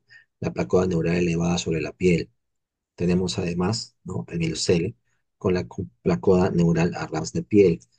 En este contexto, ¿no? Encontramos el hemielocele y el meningocele.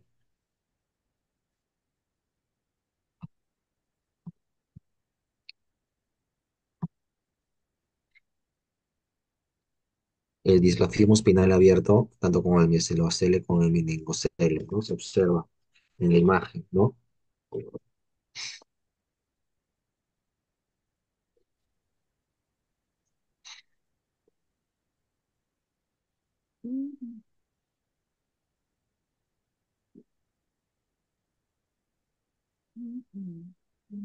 Dentro de lo que se observa, no se puede tener T2 en las resonancias magnéticas que observan, notan esa imperforación y esa lesión que se forma a nivel de la columna, ¿no? A nivel prácticamente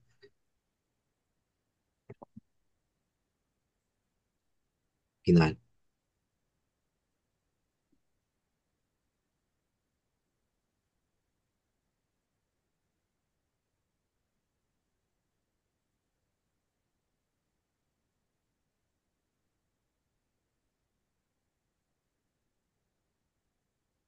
En el caso, tenemos el disgrafismo espinal cerrado, que creo que lo mencionamos, ¿no? Que puede tener o no puede tener masa subcutánea. En este contexto tenemos el lipoma con defecto dural, tenemos el lipomielocele, ¿no? Y el lipomielingocele, ¿ok? En el contexto de meningocele tenemos el simple, ¿no? Tenemos el anterior sin masa y el intrasacro sin masa propiamente. En el caso del mielicistocele, ¿no? Terminal y no terminal.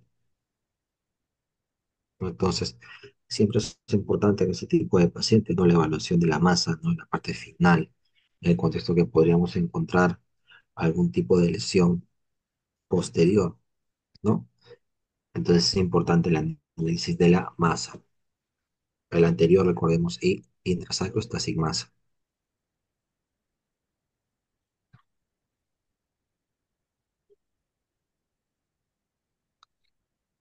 En los lipomas con defecto neural tenemos que la afectación se da en una relación primaria, ¿no?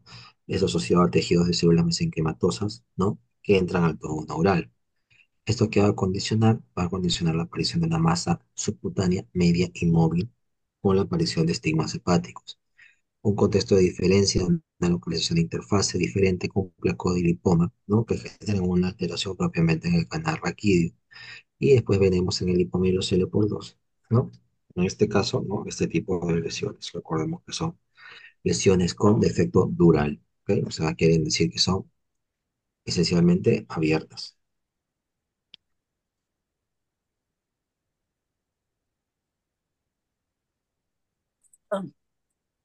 En este caso estamos observando la masa, ¿no? Que se presenta tanto a nivel ecográfico como a nivel, ¿no?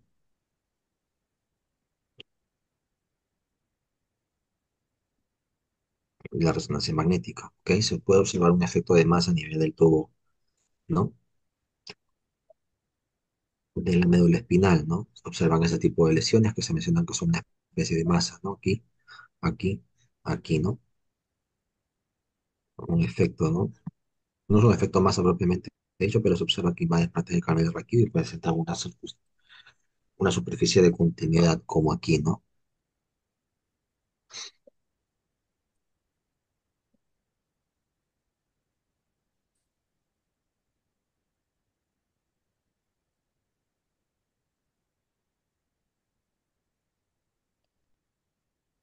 En este contexto, el lipomielingocele, ¿no? Es el menos frecuente que el lipomielocele, que el lipomielocele.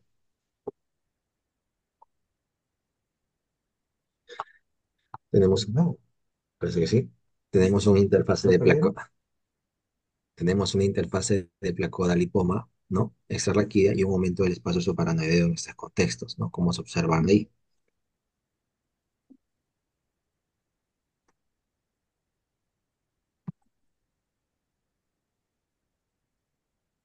Vamos a encontrar un meningocele con una herniación llena de líquido cefalorraquídeo propiamente dicho, como digo, en el meningocele. Vamos a encontrar una herniación llena de líquido cefalorraquídeo, usualmente va a tener un contexto avascular, recubierto por piel, no vamos a encontrar pleural y no vamos a encontrar asociación, ¿ya? Puede estar asociado también con no medular o no descendido. Recordemos que el cono medular en la zona suele ser, ¿no? Hemos visto en las primeras imágenes, ¿no? Como la afectación del cono medular.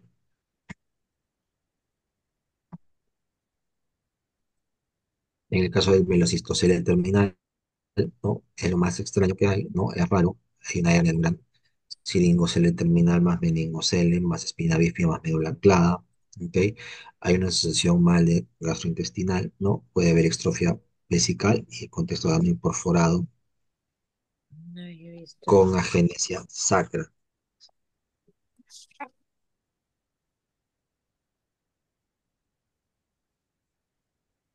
Entonces, en este contexto, recordemos, ¿no? Tenemos este, ¿no? El mielicistocele terminal, que ecográficamente ya saben cómo se está evidenciando, ¿no? Viene con una hernia de gran siringocele terminal, más un meningocele, más una espina bífida importante, más una valoración de la médula anclada.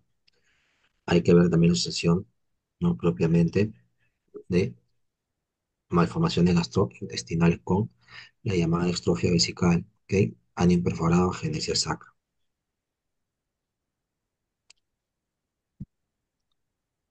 El disrafismo espinal cerrado, ¿no? ¿Qué característica tiene? Sin masa subcutánea, son los llamados ocultos como tal, ¿ok? Son simples, ¿no? Tienen un lipoma intradural, un lipoma de filum terminal y engrosamiento del filum terminal como tal, ¿ok? Aparece también una variante de ventrículo, ¿no? Como variante nada más, ¿ok? En los complejos que evaluamos, puede haber una integración de la notocorda en la línea media. Esto genera la llamada diastematomielia, un seno dérmico, una fístula entérica dorsal y una alteración de la formación en represión actual. Ahí observan ustedes cómo se ve el lipoma intradural,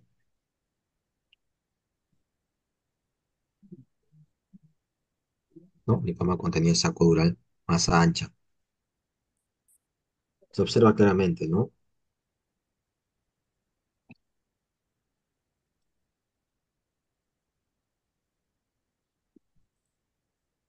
Si es lo que se observa el lipoma contenido en saco dural, ¿no? Se ve esta zona de aquí, ¿no? Se ve cómo está la reducción del tamaño, ¿no? Del diámetro de esta zona, ¿ok? Junto con imágenes tipo más final, ¿no?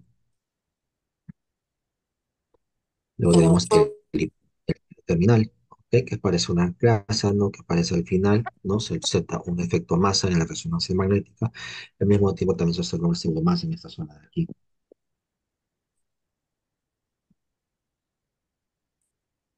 Otra imagen que se asocia es el engrosamiento del filón terminal, ¿ok? Con hipertrofia más de 2 milímetros y acortamiento. Hay alteración del cono medular que suele ser bajo y una isquemia, solamente en el contexto para ser clínica. Puede haber una escoliosis aproximadamente un 20% y lipoma en un 25%. ¿Qué quiere decir esto? Quiere decir que eso se asocia, ¿ok? Hay un contexto de asociación cuando hablamos de la escoliosis como tal, no como el cono medular bajo más isquemia. Observamos también la llamada diastematomielia, ¿ok? Que usualmente es bastante raro, está en un 3% como tal, ¿ok? Tenemos dos tipos, ¿no? Uno de tabique y dos de no tabique. La con tabique, ¿no? Se observan aquí, ¿ok? Y en el tipo 2, ¿no? No tabique con saco dural único, ¿ok? Puede haber alteraciones también o anomalías en la segmentación vertical a partir de este.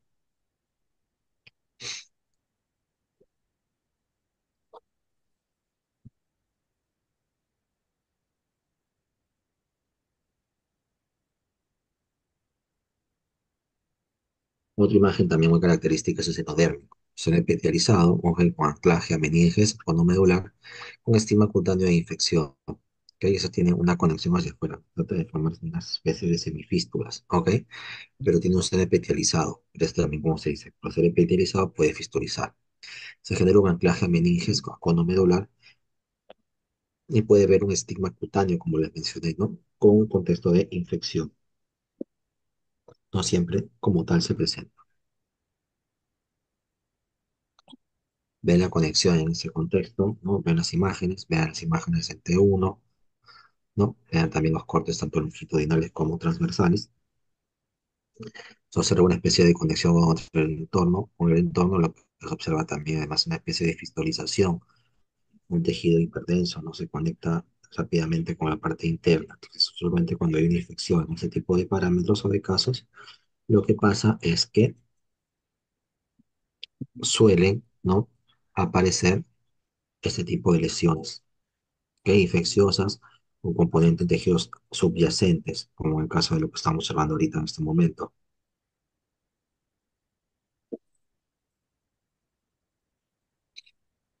En esa imagen lo que observan, ¿no?, lo que se logra ver claramente, ¿no?, es esa conexión. Por ejemplo, en la segunda imagen, ¿no?, la imagen del medio del lado derecho, ¿no?, lo que están observando ahí es la afectación, ¿no?, de todo el tejido circundante, ¿no?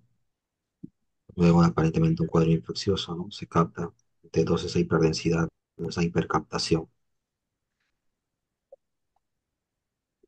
Luego tenemos el síndrome de regresión caudal, ¿no?, que es una alteración de la formación de la notocorda. ¿Sí? ¿En qué contexto? En el contexto de agenesia parcial o total de la columna espinal. ¿Ok? Se puede conocer en contexto de hiperglucemia, usualmente pasa con madres diabéticas, ¿ok? Y se asocian a anomalías tanto del tejido gastrointestinal, ejemplo, el ano hiperforado, displasia renal, alteración en miembro y extremo medular deflecado, con ausencia de coxis, sacro y dirección craneal, disección craneal.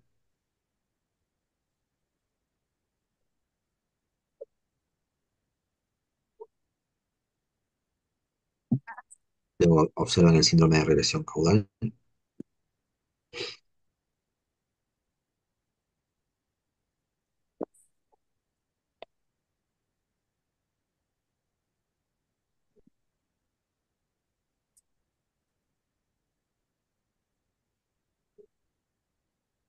De los hallazgos, ¿no?, la regresión caudal, agenesia, que les mencioné, hay una agenesia.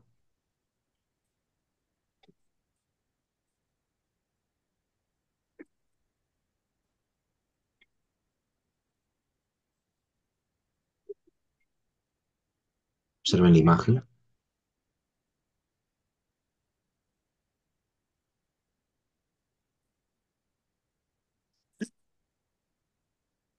vean la agenesia, vean solamente se ve el tubo neural prácticamente así.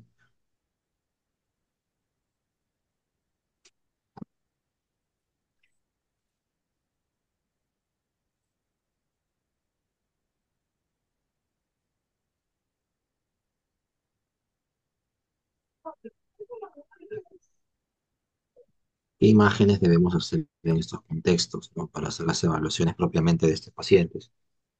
¿No? Tenemos que hacer arcos óseos posteriores de T12 a S2 en plano axial. Tenemos que tratar de hacer un plano transverso, médula, cono y caudequina. ¿Ok? Debemos siempre hacer los estudios a nivel de plano longitudinal medular o espinal distal con el cono medular. ¿Ok? Y hay que siempre empezar a nombrar los cuerpos vertebrales en caso de alguna agenesia de alguno. Si hay hoyuelos, tenemos que hacer un estudio de plano longitudinal superficial. ¿Ok? Y en el modo M o video del movimiento hay que ver la parte radicular para hacer el movimiento del final de la caudequina o del septum, ¿no?, final. Y siempre documentar la patología, dependencia y nivel de las medidas, ¿ok? Para poder diagnosticar que puede ser un efecto masa o puede ser otro tipo de lesión, ¿ok? Como teaching points, quedaría conocer las indicaciones y limitaciones de la técnica. Recuerden que la ecografía no es 100% fiable porque siempre es operador dependiente y se debe compensar con una resonancia magnética. Importante siempre ver la inspección del paciente, es identificar las estructuras anatómicas ideales, ¿ok? En el caso del cono medular, ¿no? L1, L2, coxis S1, ST12, ¿no? Hay que contar siempre el número de vértebras, hay que ver elementos posteriores a identificar, hay que ver el filo terminal, ¿no? Si les gusta buscar fístulas, ¿ok? Sí, si no se correcto con médula anclada, ¿no? Hay que observar siempre el cono medular, como les digo, hay que ver si hay un filo engrosado y no sé si hay movimiento en modo M. Y eso sería todo. ¿Alguna pregunta? Sí, buenas noches, profesor. Quiero hacer una pregunta. Es, Dígame. referente al traductor que vamos a utilizar acá, vamos a utilizar el lineal, por lo que veo las imágenes, ¿no? Sí, el lineal, más o menos de 3 a 7 MHz. Es el que vamos a utilizar para evaluar todo lo que es columna vertebral. Exacto. ¿Y a Es el, partir, y a partir de qué edad, desde el nacimiento, apenas se detecte o envíen una ecografía, ¿no? exacto, desde que nacen, como puse los ejemplos, usualmente pueden pasar, o pueden suceder en pacientes neonatos. Como puse los ejemplos, a veces hasta de días, ¿no? Que ya tienen una característica clínica. O sea, importante también, ¿no? Justo lo que mencioné, ¿no? Se hace primero el diagnóstico, como hablamos de, Claro. cuando hablamos de espina bífida o el mielomeningocele, ¿no? Dentro de las características y la evaluación casi siempre va a ser clínica, ¿no? Ya con la sospecha clínica se manda a hacer el estudio. Ahora, cuando se hace el estudio, se tiene, por ejemplo, la sospecha de meningocele o algo, ¿no? Ya se hace el estudio y puede aparecer otro tipo de lesiones, ¿no? Como efecto masas, ¿no? Como fue lo que mencioné ahora. O sea, se tiene la sospecha clínica y ahí se hace la complementación con la imagen. En caso de dudas, se puede realizar la resonancia magnética, ¿no? Ujú. Y la posición lo vamos a hacer lateral. Idealmente, como lo mencioné, ¿no? Para que sea una buena ecografía, la ventaja es primero que estén los padres, ¿no? Haber alimentado al niño, ¿no? Y usualmente, idealmente, ¿no? La mejor forma de hacer la imagen, por la curvatura y todo, sería idealmente en neonatos el decúbito prono, ¿no? Ya. Decúbito prono. Y se evalúa toda la columna desde, como sea, pasó una imagen, ¿no? Sí, O solamente nos centramos en la parte lumbar, sacra. no, no, no, nos tenemos que evaluarlo. Idealmente tenemos que evaluarlo desde la región cervical hasta la región sacra, ¿no? A cerrar toda la Aún, columna. aún no haya lesiones. Aún si no haya lesiones, se tiene que hacer todo el estudio completo. No se puede no contabilizar, ¿no? O sea, se tiene que contar, porque como mencioné, ¿no? En el contexto de enfermedad se tiene que contar también el número de vértebras. Ok. Entonces se tiene que hacer toda la columna como tal, ¿no? Sobre todo contar el número de vértebras, que es bastante importante.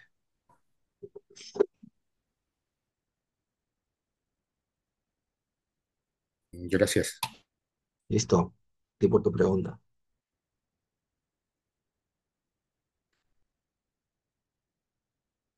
¿Alguna pregunta más? Doctor, buenas noches. Es Dígame. con respecto a las prácticas. ¿Cuándo van a ser las prácticas presenciales de este módulo? Tendríamos que coordinarlo eso con Víctor. Y eso sería en las siguientes clases. Exacto, habría que coordinar con Víctor para ver eso, ese tema de cuándo nos podemos, eh, o sea, coordinar un ecógrafo, ¿no?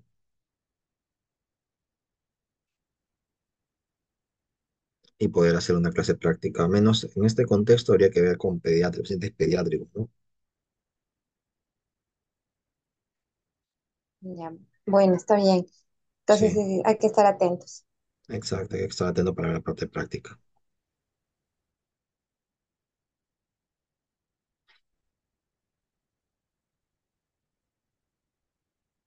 Doctor, una consulta. ¿Habría un tipo o modelo de informe en la cual nosotros podemos informar, por ejemplo, los hallazgos en columna vertebral? Eh, Como formato como tal, no existe, ¿no? Depende de cada institución, a veces lo individualiza o cada ecografista lo individualiza. Eh, En realidad, como te digo, no depende mucho de la enfermedad y en la valoración ustedes van a ver si es que van a contar vértebras, van a ver si un efecto masa, van a ver depende qué es lo que quieran hallar o qué cuadro tengan. No existe un modelo como tal, ¿no?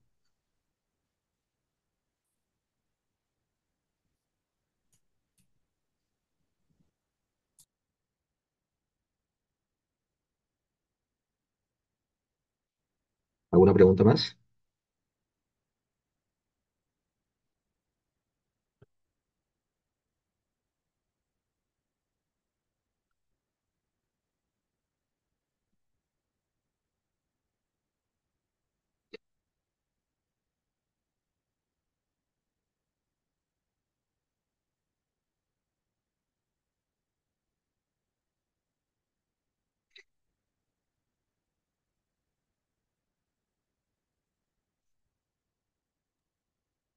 Bueno, doctor, buenas noches. Si no hay más preguntas, le agradecemos la gran ponencia que hemos tenido el día de hoy y agradecemos a los participantes. Se le está dando ya en esos días la nueva fecha, el nuevo temario que tenemos en la programación.